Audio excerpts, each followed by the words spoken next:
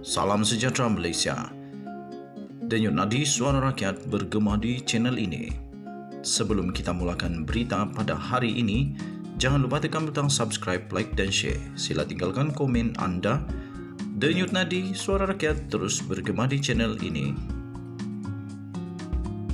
Salam sejahtera Malaysia, denyut nadi suara rakyat bergema di channel ini. Tuan-tuan dan puan yang dihormati sekalian, sekali lagi, isu 600 bilion yang dikatakan ketirisan yang teruk, ada banyak proses yang salah, ada banyak macam-macam lagi lah dakwaan-dakwaan. Akhirnya SPRM buka mulut dan berikan hal yang sebenar. SPRM akhirnya memberikan jawapan.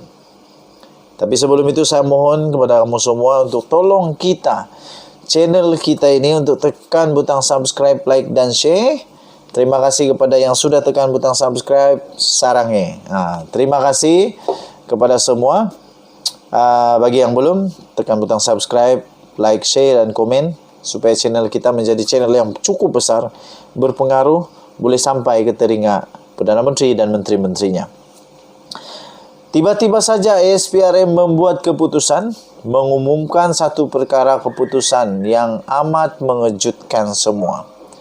Dana berkaitan 600 bilion itu, dan SPRM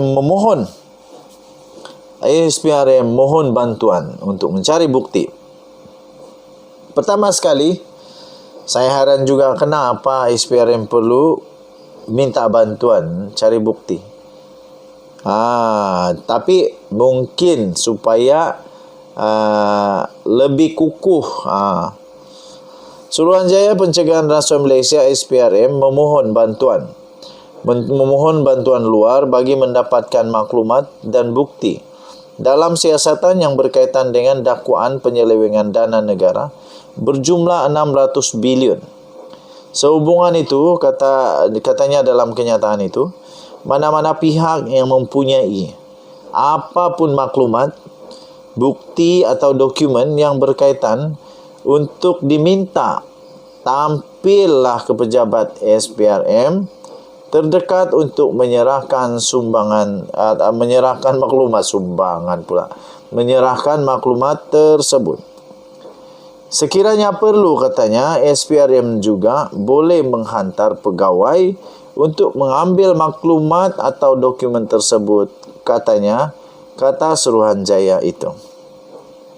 Anwar Ibrahim selepas mempengerusikan mesyuarat kabinet pertama pada 5 Disember telah mendakwa terdapat pelanggaran serius dalam pemberian kontrak berjumlah 600 bilion tanpa tender ketika pentadbiran sebelum ini. Perdana Menteri bagaimanapun tidak mendedahkan butiran lanjut tentang perkara itu. Pengerusi Perikatan Nasional pula, iaitu Tan Sri Muhyiddin Yassin, berkata, dia tidak pasti bagaimana angka itu boleh timbul dan mencadangkan pengkritiknya terkeliru dengan peruntukan 530 bilion ringgit dalam pakej rancangan ekonomi ketika pentadbirannya. SPRM dilapor akan memanggil bekas Perdana Menteri, iaitu Tan Sri Muhyiddin Yassin, dan bekas Menteri Kesihatan, iaitu Khairy Jamaluddin, dan Menteri Perdagangan Antarabangsa dan Industri, iaitu Tengku Datuk Seri Zafrul Tengku Abdul Aziz, untuk memberikan keterangan.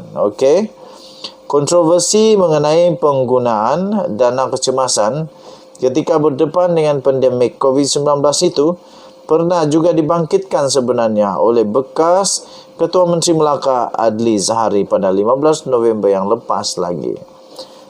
Jadi tuan-tuan dan puan, bagi kamu yang ada maklumat, kamu bolehlah hubungi SPRM. Apa saja maklumat lah. Sebab ini open, sudah tahu. Mungkin ini salah satu reformasi yang dibawa oleh Anwar supaya rakyat juga ada kuasa untuk membantu. Apa pendapat kamu? Dan jumpa lagi, bye-bye. Salam sejahtera Malaysia, denyut nadi suara rakyat bergema di channel ini. Tuan-tuan dan puan yang dihormati sekalian,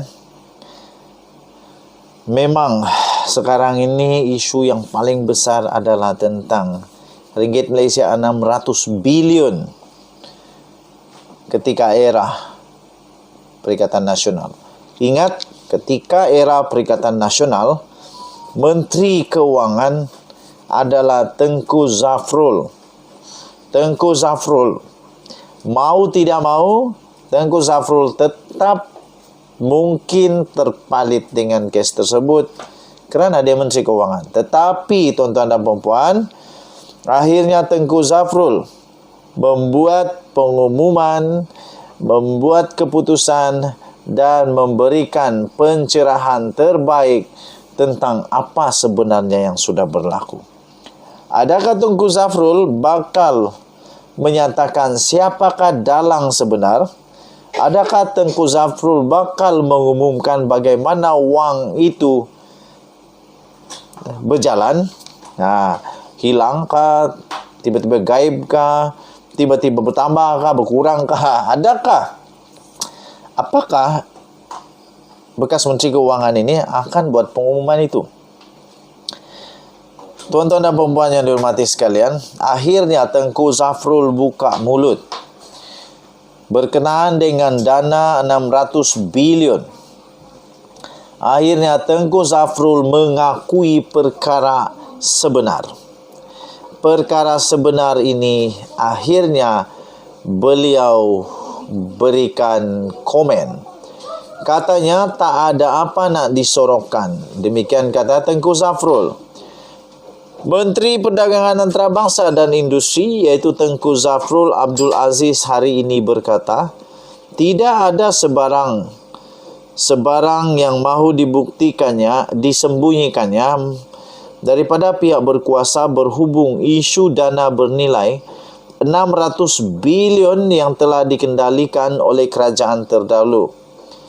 Beliau menjanjikan satu kerjasama penuh kepada Suruhanjaya Pencegahan Rasuah Malaysia SPRM, dan dia berkata setakat ini dia masih belum dihubungi oleh agensi berkenaan untuk diambil keterangannya.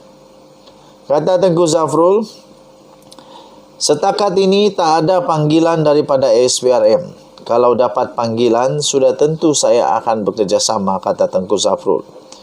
Tambahnya lagi, tak ada benda yang kita nak sembunyikan, katanya, di Kuala Lumpur.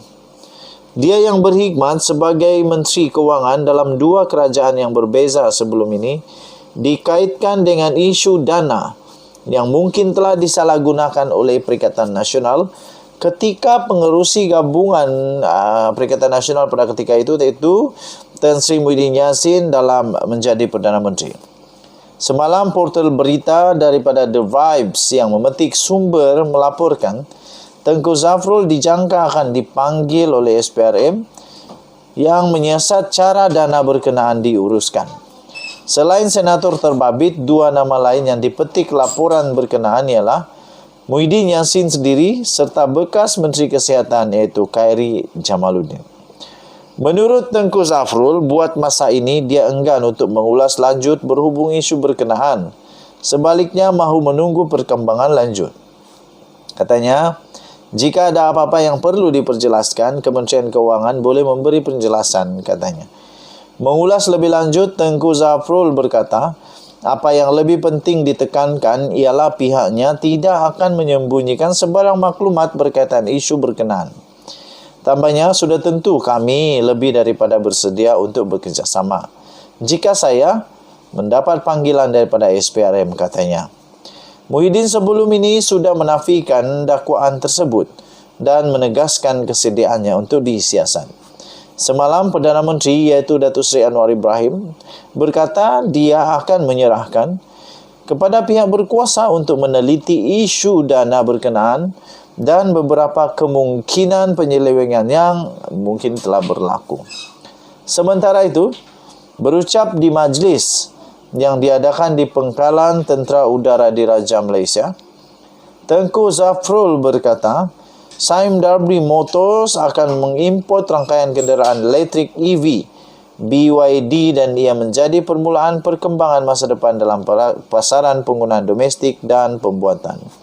Dia juga menyatakan insentif yang pertama kali diumumkan dalam Belanjawan 2023 yang akan dibentangkan semula oleh pentadbiran baru akan terus meningkatkan pemilikan dan pembuatan EV di Malaysia dengan matlamat 15% jumlah nilai industri menjelang 2030.